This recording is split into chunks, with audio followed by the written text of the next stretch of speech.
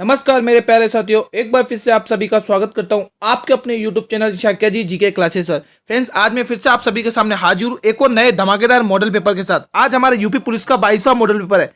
जी हाँ दोस्तों, आज हमारे यूपी पुलिस का 22वां मॉडल पेपर है। जिन्होंने बाकी के मॉडल पेपर नहीं देखे वो जल्दी से जाए, वीडियो के डिस्क्रिप्शन में प्लेलिस्ट का लिंक दिया हुआ है, आप लोग कंटिन्यू वॉच कर लीजिए। बहुत ही इंपॉर्टेंट क्लास रहने वाली है आपकी दोस्तों, ठीक है। बहुत कम दिन बचे, 2 दिन ही बचे दोस्तों, हमें तैयारी जम के करनी है। क्लास डेली 8 PM पर ही आएगी, ठीक है। चलिए, पहला क्वेश्चन आपके सामने, कमेंट करिए। दीन ए इलाही धर्म किसके द्वारा प्रारंभ किया गया था? मोस्ट इंपोर्टेंट क्वेश्चन है, कमेंट करिएगा। पहला ऑप्शन अकबर के द्वारा, दूसरा जहांगीर के द्वारा, तीसरा शाहजहां के द्वारा और चौथा हुमायूं के द्वारा। कमेंट करिए दोस्तों। अगर क्लास की PDF चाहिए तो आपको जुड़ना पड़ेगा टेलीग्राम चैनल पर, और टेलीग्राम चैनल का लिंक वीडियो के डिस्क्रिप्शन में दिया हुआ है। दोस्तों, आपको यहाँ पर बिल्कुल फ्री ऑफ कॉस्ट PDF मिलेगी, आपके एग्जाम के लिए बहुत इंपॉर्टेंट रहने वाली है। जल्दी से बताइए, दीन ए इलाही धर्म किसके द्वारा शुरू किया गया था? दोस्तों, सभी बच्चे बताएंगे कमेंट सेक्शन में। ये शुरू किया गया था अकबर के द्वारा। तो आप लोग ऑप्शन ए को बिल्कुल टिक करेंगे दोस्तों। ऑप्शन ए को जो भी मेरे स्टूडेंट टिक करेंगे वो अपनी तैयारी बहुत ही शानदार लेवल पर करेंगे, ठीक है भाई। चलिए अगले क्वेश्चन की तरफ बढ़ते हैं। अगला क्वेश्चन देख लीजिएगा क्या कह रहा है। क्वेश्चन नंबर 567, पीतल नगरी। जी हाँ दोस्तों, पीतल नगरी के नाम से किसे जाना जाता है?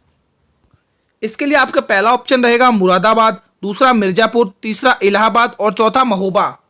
कमेंट करके बताइए दोस्तों, इस प्रश्न के लिए आप क्या सही ऑप्शन टिक करेंगे। बहुत ही शानदार और इंपॉर्टेंट क्वेश्चन है दोस्तों। बहुत ही अच्छा आपका टेस्ट चलेगा। आप लोग अपनी तैयारी को इस वीडियो के अंदर एनालाइज करेंगे कि आपकी किस लेवल की तैयारी चल रही है, ठीक है। ये क्लास दोस्तों आपके लिए डेली 8 PM पर आएगी, ठीक है दोस्तों। टाइमिंग ध्यान रखेंगे। क्या राइट ऑप्शन होगा? देखिए, पीतल की नगरी के नाम से जाना जाता है मुरादाबाद को दोस्तों। किसे जाना जाता है? मुरादाबाद को जाना जाता है दोस्तों। ऑप्शन ए आप लोग बिल्कुल सही जवाब रहेंगे। ऑप्शन ए को आप लोग बिल्कुल सही जवाब टिक करेंगे भाई। जिसने भी ऑप्शन ए को टिक किया वो बिल्कुल सही तैयारी कर रहे हैं भाई। इसी प्रकार से अपनी तैयारी को कंटिन्यू रखिए। चलिए बढ़ते हैं हम अपने बिना देरी करे अगले क्वेश्चन की तरफ। इस प्रश्न का जवाब दें 568। बहुत ही शानदार रीजनिंग का क्वेश्चन आया है। अव्यवस्थित अक्षरों को उनके स्वाभिविक्रम में पुनः व्यवस्थित करें और असंगत को चुनिए। दोस्तों, आपको क्वेश्चन ध्यान से पढ़ना और जल्दबाजी चक्कर में बहुत सारे बच्चे इसको गलत करेंगे। ये 4 ऑप्शन आपके सामने, कमेंट करिए। बहुत ही शानदार क्वेश्चन है दोस्तों। आप लोग सभी बच्चे कमेंट करेंगे इसमें क्या राइट ऑप्शन रहेगा। कैसे करेंगे इस क्वेश्चन को जल्दी से बताएं सभी स्टूडेंट्स। पहले आपको क्या करना है कि इनको व्यवस्थित करके मीनिंगफुल सेंटेंस बनाना है दोस्तों। इनका ध्यान रखिएगा, ठीक है, तब जाके ये सेंटेंस बनेगा। पहले इनका मीनिंगफुल सेंटेंस बनाइए। चलिए बनाते हैं। देखिए क्या बोल रहा है। इसका हम क्या बनाएंगे? इसका स्नैक बन जाएगा, SNAKE। इसका क्या बनेगा दोस्तों? इसका स्नैक बन जाएगा। और इसका क्या बनेगा? इसका LOG लोग यानी गोल्फ, इसका भी बन जाएगा GOLF, गोल्फ इसका बनेगा। और इसका क्या बनेगा? इसका टेनिस बन जाएगा। क्या बन जाएगा? TENNIS।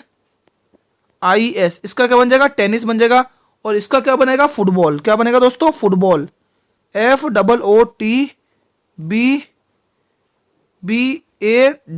ठीक है। इसका फुटबॉल बन गया। अब आप लोग देखिए इसमें से असंगत कौन सा है। देखिए ध्यान से देखेंगे, गोल्फ, टेनिस और फुटबॉल ये तीनों खेल हैं, खेले जाते हैं, लेकिन यहाँ पे स्नैक अलग जा रहा है। तो आपके लिए ऑप्शन ए ही बिल्कुल सही जवाब रहेगा, ठीक है दोस्तों। समझ में आ गया? बहुत ही शानदार क्वेश्चन था। चलिए बढ़ते अगले क्वेश्चन की तरफ। मित्रों, अगर क्लास अच्छी लगी तो क्लास को करेंगे सभी स्टूडेंट लाइक, और इस सेशन को सभी बच्चों में शेयर करेंगे सभी स्टूडेंट्स। एक बार जल्दी से क्लास को लाइक कर दे मेरे सभी स्टूडेंट्स। चलिए क्वेश्चन नंबर 569 देखिए। उत्तर प्रदेश में काकोरी हत्याकांड यानी षड्यंत्र कांड कब हुआ था दोस्तों? कमेंट करिएगा। 9 अगस्त 1925 को, 16 फरवरी 1925 को, 15 अगस्त 1925 को, या 25 अगस्त 1925 को। ये 4 ऑप्शन आपके समीप हैं। आप लोग कमेंट करिए दोस्तों, इस प्रश्न के लिए क्या राइट ऑप्शन टिक करेंगे। जल्दी से बताएं। उत्तर प्रदेश में काकोरी षड्यंत्र कांड कब हुआ था दोस्तों? जल्दी से बताएंगे मेरे सभी स्टूडेंट्स।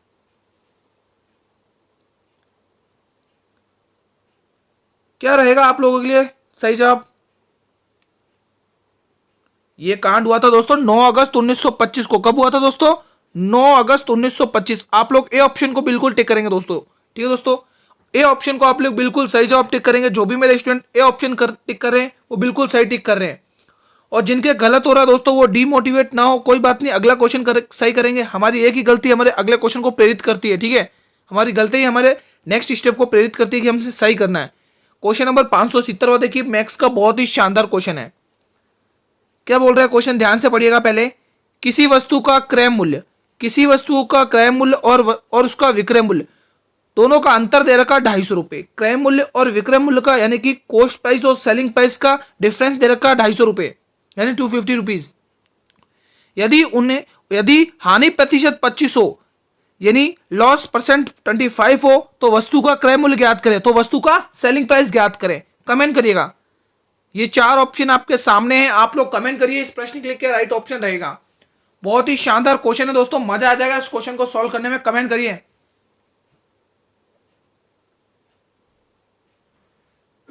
क्या राइट ऑप्शन होगा जल्दी से बताएं। देखिए दोस्तों, बहुत ही शानदार ये क्वेश्चन है, कमेंट करिए। सभी बच्चे कमेंट करेंगे।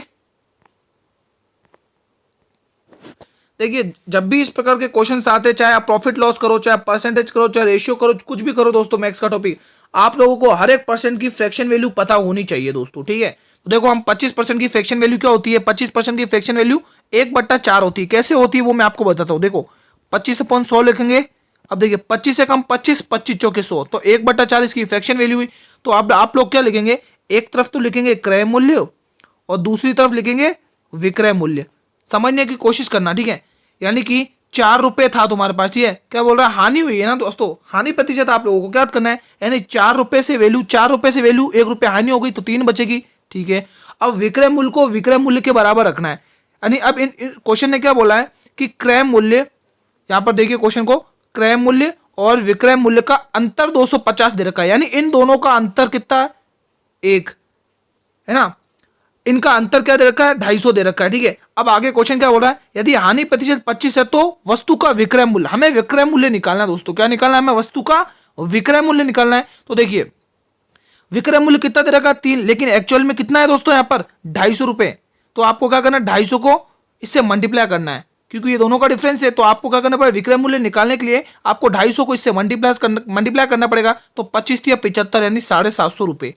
आपका विक्रय मूल्य क्या निकला, 750। अगर यहाँ विक्रय मूल्य की जगह अगर क्रय मूल्य बोलता तो आप 250 को किससे मल्टीप्लाई करते, इससे मल्टीप्लाई करते, तो आपको आंसर आता 1000 रुपए, 2500, ठीक है। तो हमें क्वेश्चन में पूछा है क्रय मूल्य, तो आप लोग क्रय मूल्य निकालेंगे 750 रुपए, ठीक है दोस्तों, समझ में आ गया। चलिए अगले क्वेश्चन की तरफ बढ़ते हैं। इस प्रश्न का जवाब देंगे सभी स्टूडेंट्स। क्वेश्चन नंबर 576, किसी सांकेतिक भाषा में अपसेंट को BCTFOU के रूप में लिखा जाता है तो उसी भाषा में केबल को किस रूप में लिखा जाएगा। और दोस्तों, जब भी आपके सामने रीडिंग के क्वेश्चन आते हैं ना दोस्तों, तो आप सभी को सबसे पहले A to Z alphabet series की प्लेस वैल्यू पता होनी चाहिए दोस्तों। अगर ये पता है तो हम रीजनिंग के क्वेश्चन को हमारे लिए बहुत ही आसान हो जाते हैं दोस्तों, उनको सॉल्व करना, हम इजी तरीके से उनको सॉल्व कर सकते हैं। कमेंट करिएगा दोस्तों इस प्रश्न के लिए क्या राइट ऑप्शन रहेगा। ये 4 ऑप्शन आपके सामने है, सही जवाब बताइए आप लोग। दोस्तों, क्लास डेली आपके 8 PM पर चलेगी दोस्तों, ठीक है। अब आपके पास दोस्तों गिने चुने 2-3 दिन बचे हुए दोस्तों 2-3 दिन में दोस्तों जिन्होंने अच्छे से पढ़ाई नहीं करी है, मैं आपसे रिक्वेस्ट करता हूं आप ये मॉडल पेपर देखकर जाइए, आप बहुत ही अच्छा स्कोर करेंगे इन सभी मॉडल पेपर के अकॉर्डिंग, ठीक है। आपका बहुत ही शानदार इस क्लास के अंदर टेस्ट चलेगा। जितना हो सके इस वीडियो को शेयर करिए अपने सभी मित्रों के साथ और उनसे अपना कॉम्पिटिशन लगाइए। देखिए कैसे करेंगे इस क्वेश्चन को। देखिए, सबसे पहले प्लेस वैल्यू पता करिए। देखिए, ए आता है आपके 1 नंबर पर और बी आता है 2 नंबर पर। 1 में 2 यानी +1, बिल्कुल सही बात है गुरुजी। बी आता है 2 नंबर पर, सी आता है 3, यहाँ पे भी +1। एस आता 19 पर, टी आता 20, यहाँ पर भी +1। हमें डिफरेंस पता चल गया, +1 हो रहा भाई, अब जल्दी से कर दीजिए। सी 3 पर आता है और 3 पर क्या आता है, 3 में 1 प्लस करेंगे डी, है ना, 3 में 1 प्लस करेंगे तो डी। तो डी एक ही ऑप्शन में दिख रहा है, ए ऑप्शन में, तो आपके लिए ए ऑप्शन बिल्कुल सही जवाब जाएगा। तो इस क्वेश्चन को आई थिंक सभी बच्चों ने कर दिया होगा, ठीक है। इसी प्रकार से आप लोग क्वेश्चंस को सॉल्व करते रहिए दोस्तों। चलिए दोस्तों, बिना देरी करे बढ़ते हैं हमारे अगले क्वेश्चन की तरफ। अगला क्वेश्चन देखिए, क्वेश्चन नंबर 572, 572वां प्रश्न देखिए। सब चूहे पकड़ में आ गए वाक्य में कौन सा विशेषण है। बहुत ही शानदार क्वेश्चन आया है एक बार फिर से। ये 4 ऑप्शन आपके सामने है, अनिश्चय, परिमाण, स्थान, गुणवाचक। कौन सा विशेषण है। जैसा स्टार्टिंग में मैंने कहा था, आपके सभी विषयों का रिवीजन अच्छा खासा हो जाएगा इस क्लास के अंदर। आप लोग डेली बेसिस पर जुड़े, टेस्ट दें दोस्तों। टेस्ट देने में कोई कुछ नहीं बिगड़ता दोस्तों, हमें सिर्फ टेस्ट देना और कुछ नहीं करना, अपनी तैयारी को एनालाइज करना है। जब हम यूपी पुलिस की तैयारी कर ही रहे हैं तो हमें जितने भी क्वेश्चंस मिले हमारे लिए और भी बेनिफिट है ना, क्योंकि हम तो तैयारी कर ही रहे हैं, चाहे कितने भी क्वेश्चंस हो हमें उन्हें सॉल्व करने में और बेनिफिट होगी, ठीक है। तो आप लोग सॉल्व करिए इस क्वेश्चन को, ठीक है। तो देखिए, सब चूहे पकड़ में आ गए, तो इसमें देखिए दोस्तों आपके अनिश्चयवाचक विशेषण होगा। क्यों होगा अनिश्चयवाचक विशेषण गुरुजी? तो अब ये भी देखिए, देखो अगर वो यूं बोलता कि दो चूहे पकड़ में आ गए, तो देखिए अनिश्चय क्या होता है दोस्तों कि जिसका कोई निश्चय मतलब निश्चय ना हो, कोई फिक्स ना हो। अब यहां पर मैं क्वेश्चन बोल रहा हूं कि दो चूहे पकड़ में आ गए, तो मुझे पता है ना खाली दो ही चूहे पकड़ में है, ना दो से कम ना दो से ज्यादा, तो ये तो आपके निश्चयवाचक विशेषण हो जाएगा। लेकिन यहां पर क्या बोल रहा, सब चूहे पकड़ में आ गए, सब मतलब सब आ गए, लेकिन कितने थे वो हमें नहीं पता, बस इतना पता सब चूहे पकड़ में आ गए। तो यहां पर हम अनिश्चयवाचक विशेषण टिक करेंगे। आप लोगों के लिए ए ऑप्शन बिल्कुल सही जवाब जाएगा। ठीक है बच्चों, चलिए अगले क्वेश्चन की तरफ बढ़ते हैं। अगला क्वेश्चन देखिए, क्वेश्चन नंबर 573, बहुत ही शानदार क्वेश्चन है, कमेंट करिएगा सभी स्टूडेंट्स। उत्तर प्रदेश के मथुरा नगर में किस शासक का स्तंभ लेख स्थित है? बहुत ही शानदार क्वेश्चन है, कमेंट करिए। कनिष्क, समुद्रगुप्त, अशोक या फिर बिंदुसार? बहुत ही शानदार ये क्वेश्चन है, कमेंट करिएगा दोस्तों एग्जाम में क्वेश्चन पूछा जाता है कि अशोक का भाब्रू शिलालेख किस सभ्यता में है? दोस्तों बहुत बार पूछा जाता है, ये है बैराट सभ्यता में। दोस्तों अशोक का भाब्रू शिलालेख बैराट सभ्यता में है दोस्तों, जयपुर में है ना बैराट सभ्यता। दोस्तों बहुत बार पूछा जाता है, बाणगंगा नदी के किनारे। ठीक है दोस्तों, ये क्वेश्चन बहुत बार पूछा जाता है, इसलिए मैंने आपको बताया। तो आप लोग इस प्रश्न का जवाब दें, मथुरा में किस शासक का स्तंभ लेख है? तो वो है कनिष्क का। दोस्तों ऑप्शन ए बिल्कुल सही जवाब जाएगा। तो स्टूडेंट्स ऑप्शन ए को जो भी मेरे बच्चे टिक कर रहे हैं वो बिल्कुल सही जवाब टिक कर रहे हैं। ठीक है, आप लोग इस मॉडल पेपर के अंदर आप लोग अपना क्या देंगे, टेस्ट देंगे और अपनी तैयारी को एनालाइज करेंगे।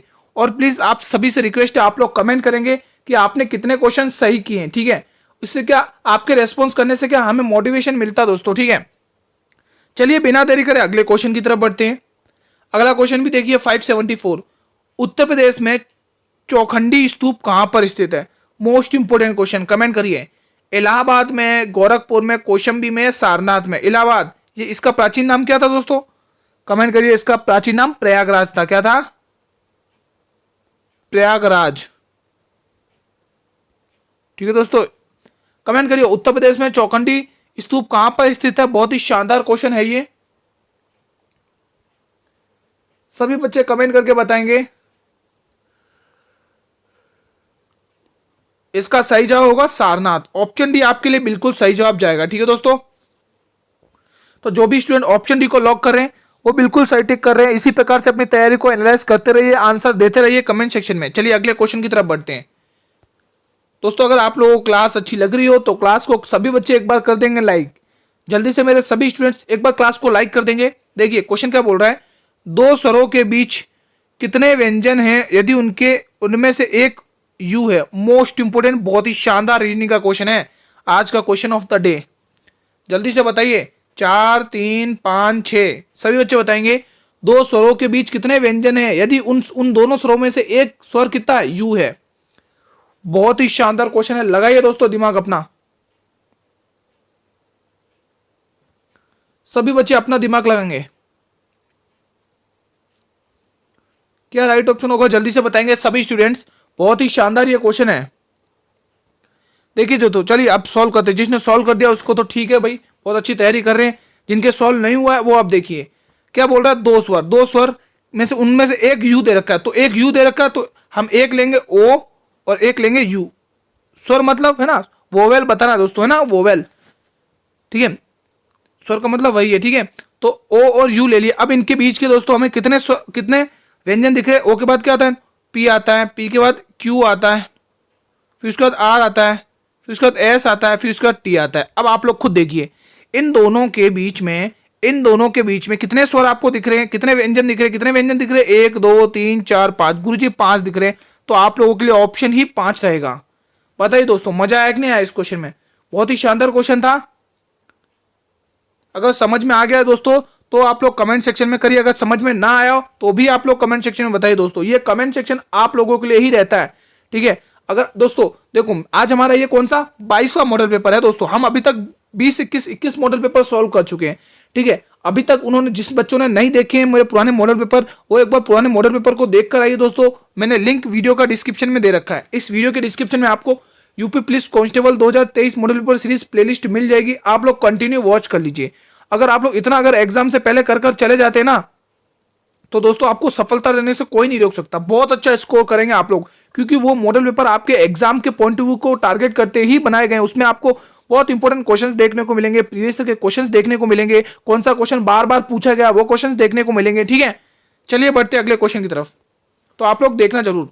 अगला क्वेश्चन 576 बताइए, बहुत ही शानदार। एक बार फिर से, साधारण ब्याज पर उधार दी गई कोई धनराशि 2 वर्षों में, कितने वर्षों में, 2 वर्षों में 880 रुपए, कितने रुपए है 880 रुपए, तथा 3 वर्षों में 920 हो जाती है। 2 वर्ष में तो 880 थे, 3 वर्ष में 920 हो जाती है। तो वो राशि ज्ञात करनी है आप सभी को। पहला ऑप्शन आपके लिए रहेगा 800 रुपए, दूसरा ऑप्शन रहेगा आपको 784 रुपए, और तीसरा ऑप्शन रहेगा आपके लिए 700 रुपए, और चौथा ऑप्शन 760। कमेंट करिएगा दोस्तों क्या राइट ऑप्शन रहेगा इस प्रश्न के लिए।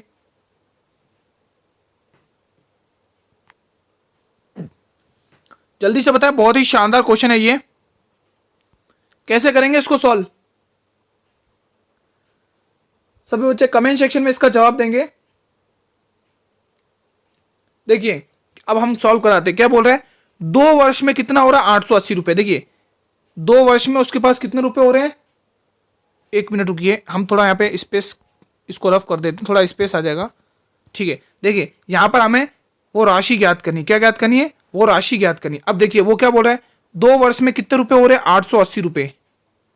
ये 880 रुपए कितने वर्षों में हो रहे हैं गुरुजी, ये 880 2 वर्ष में हो रहे हैं, कितने वर्ष में हो रहे हैं, 2 वर्ष में हो रहे हैं 880 रुपए। ठीक है, अब आगे क्या बोल रहा है, 3 वर्ष में कितने हो रहे हैं, यही रुपए 3 वर्ष में 920 रुपए हो रहे हैं।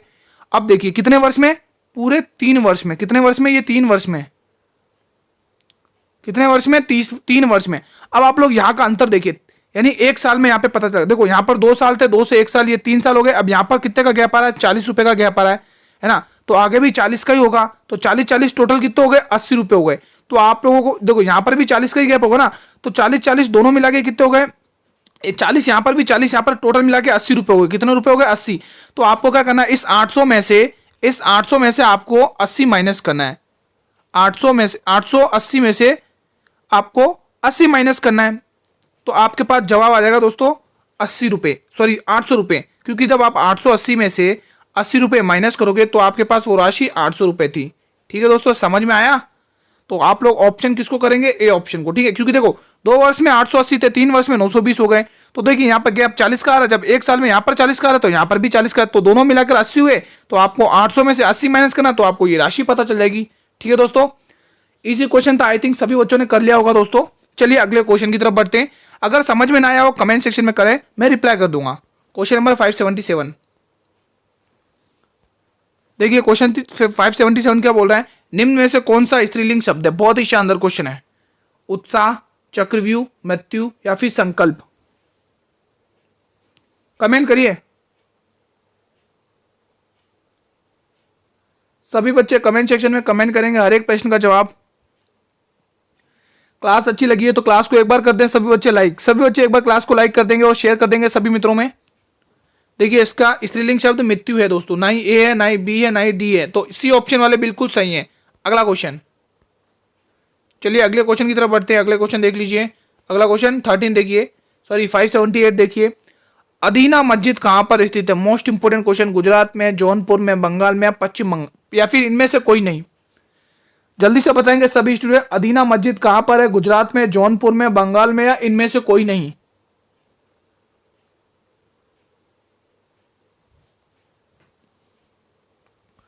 क्या राइट ऑप्शन होगा, सभी बच्चे बताएंगे। अदीना मस्जिद कहां पर स्थित है, अदीना मस्जिद दोस्तों आपके पश्चिम बंगाल में स्थित है दोस्तों। ऑप्शन सी बिल्कुल सही जवाब रहेगा दोस्तों, बंगाल में दोस्तों, ऑप्शन सी बिल्कुल सही जवाब। चलिए अगले क्वेश्चन की तरफ बढ़ते हैं। अगला क्वेश्चन देखिए 579, कर्म कारक के लिए प्रयुक्त होने वाला चिन्ह कौन सा भाई, ने, से, के लिए, को। भाई ये क्वेश्चन तो बहुत ही इजी, आई थिंक सभी बच्चे कर देंगे, कोई टाइम नहीं लगेगा। कर्ता ने कर्म को, यानी डी ऑप्शन बिल्कुल सही है। अगला क्वेश्चन देखिए, क्वेश्चन 580, बहुत ही शानदार, एक बार फिर से। सिंधु नदी का उद्गम स्थल बताइए आप लोग। सिंधु नदी का उद्गम स्थल रोहतांग दर्रे से, मानसरोवर झील से, शेषनाग झील से, या फिर जानपाव की पहाड़ियों से। दोस्तों कोई कमेंट करेगा कि मुझे जानपाव की पहाड़ी से किस नदी का उद्गम होता है।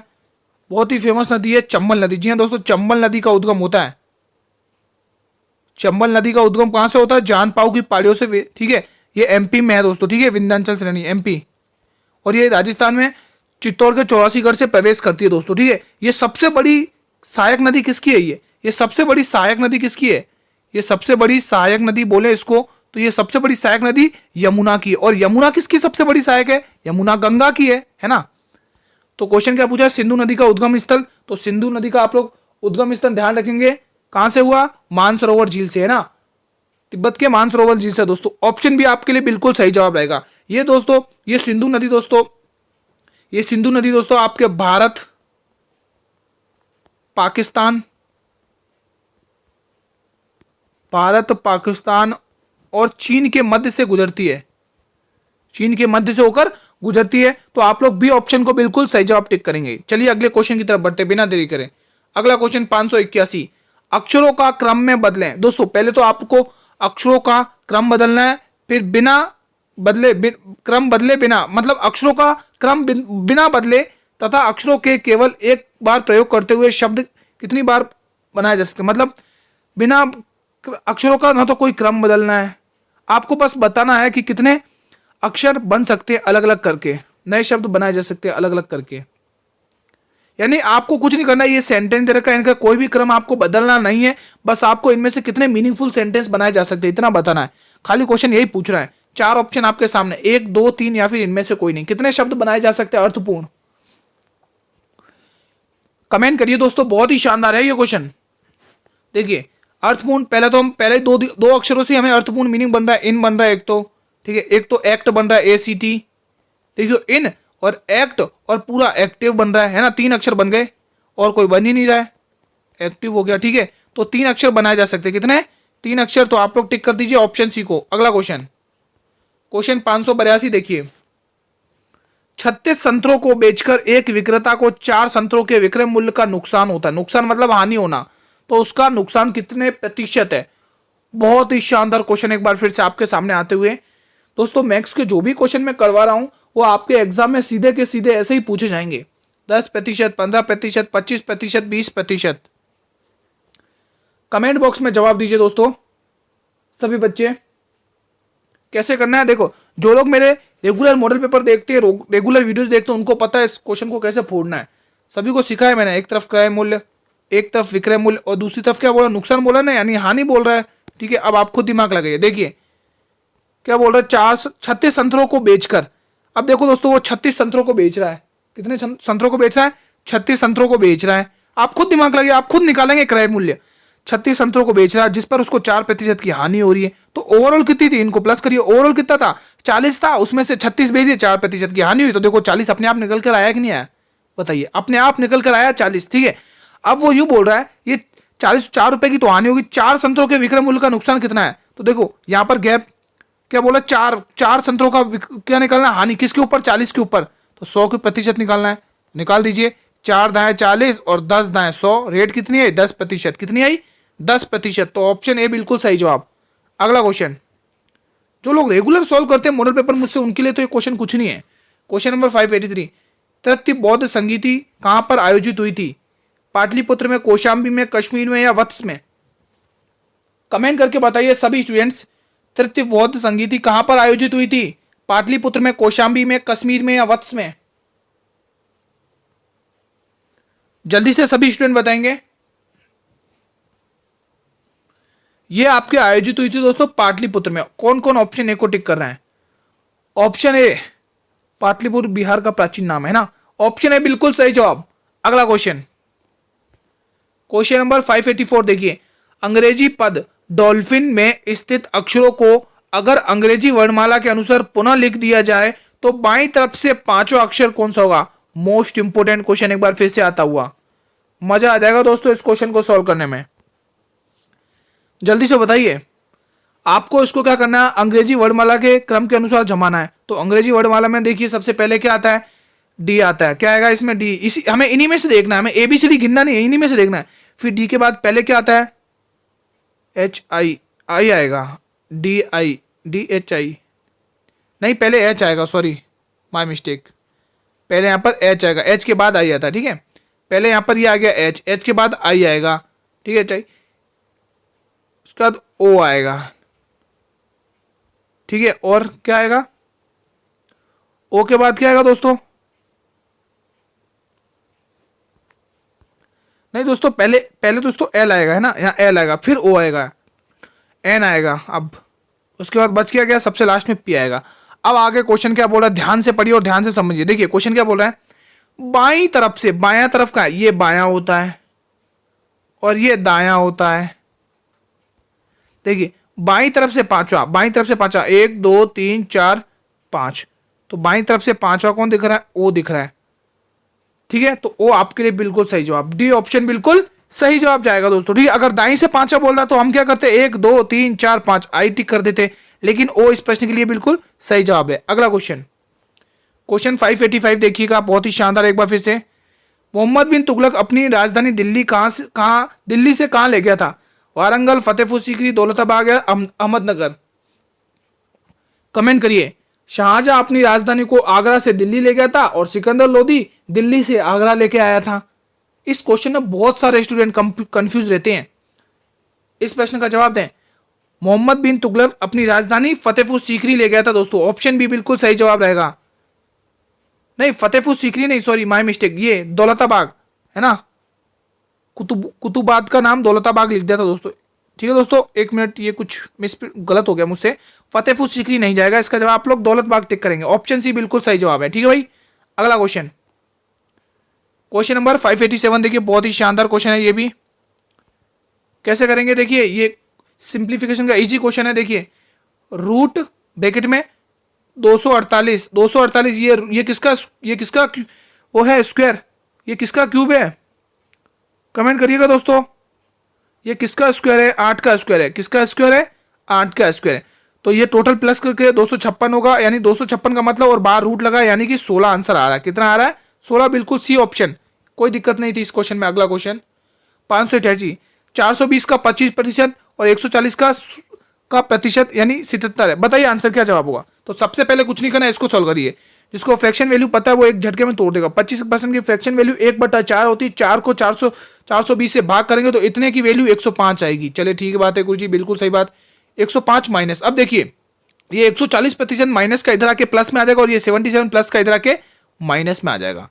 तो इधर 140% लिखिए, ये हमने लिख दिया 140%, 140% ये हमने लिख दिया।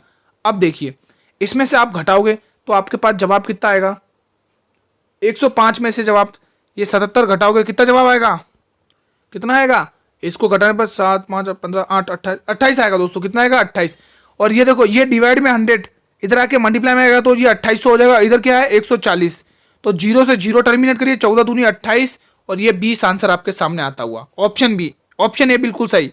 अगला क्वेश्चन, क्वेश्चन 589, मंगलवार रविवार से संबंधित है तो वही संबंध आपको बुधवार के साथ बनाना है। ये 4 ऑप्शन आपके सामने, बहुत ही शानदार ये क्वेश्चन है। देखिए कैसे करेंगे, जिस प्रकार मंगलवार में 5 जोड़ने पर रविवार आ रहा है, उसी प्रकार बुधवार में 5 जोड़ने पर आपको क्या आएगा, सोमवार आएगा, ऑप्शन सी बिल्कुल सही जवाब।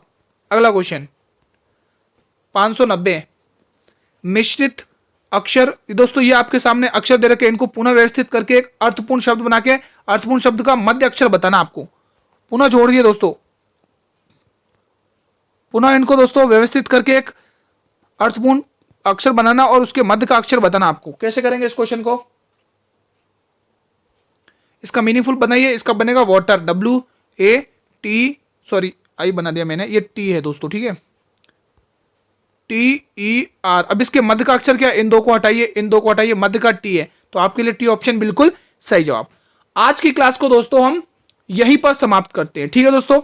आज का हमारा कितना 22 मॉडल पेपर कंप्लीट हो गए भाई। 22 मॉडल पेपर अगर एग्जाम से पहले देखकर चले जाते हैं तो दोस्तों आप बहुत ही अच्छा स्कोर करेंगे, कोई भी सफलता लेने से रोक नहीं सकता आपको। अगर क्लास अच्छी लगी हो तो क्लास को करेंगे सभी बच्चे लाइक, और चैनल पर भी पहली बार विजिट कर रहे हो तो चैनल को भी करेंगे सब्सक्राइब, ताकि मैं जब भी नई वीडियो को अपलोड करूं तो सबसे पहले यूट्यूब आपको ही नोटिफिकेशन भेजे दोस्तों, ठीक है। किसी भी क्वेश्चन से डाउट हो तो ये कमेंट सेक्शन बिल्कुल आप लोगों के लिए कमेंट करिए, बिल्कुल बेझिझक होकर कमेंट करिए। अगर आपको फ्री ऑफ कॉस्ट PDF चाहिए तो आपको टेलीग्राम चैनल से जुड़ना पड़ेगा। टेलीग्राम चैनल का लिंक मैंने इस वीडियो के डिस्क्रिप्शन में दिया हुआ है दोस्तों, ठीक है। आप सभी को पता होना चाहिए, आपके पास 2-3 दिन बचे हुए दोस्तों, आप इन सभी मॉडल पेपर को सॉल्व कर दीजिएगा, ठीक है। और दोस्तों क्लास कैसी लगी बताना जरूर। आज दोस्तों हमारा टाइम यही रहेगा 8 PM का। सभी बच्चे डेली 8 PM पर जुड़ेंगे, डेली 8 PM पर क्लास जुड़ेंगे दोस्तों, ठीक है। कल मिलेंगे दोस्तों इसी टाइम पर। तब तक के लिए मेरे सभी मित्रों को जय हिंद, जय भारत, वंदे मातरम।